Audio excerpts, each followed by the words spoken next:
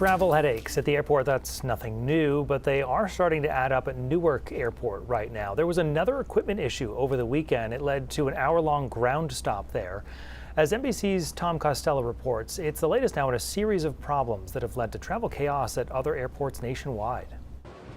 This morning, more travel trouble with 1,200 delays in Atlanta on Sunday, the nation's busiest airport, due to weather and a ground stop issued by the FAA after a runway equipment failure. It comes as hundreds of delays and cancellations piled up at yet another airport, Newark Liberty, from a separate issue. The FAA, in a statement, blaming an unspecified telecoms issue at Philadelphia TRACON, which guides aircraft in and out of Newark airspace.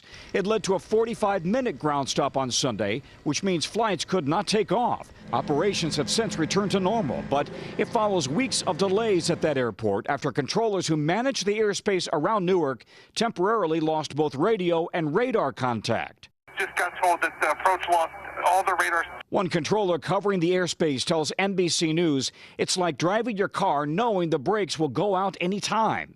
Sunday on Meet the Press, the transportation secretary with a warning. We have to fix this because what you see in Newark is going to happen in other places across the country. Last week, Duffy laid out an ambitious plan to completely rebuild America's air traffic control system.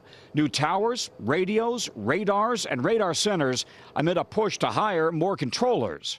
How long will it take for you to implement this plan? If I get all the money from Congress and I get the permitting reform done by Congress, it'll take us 3 to 4 years, probably closer to 4.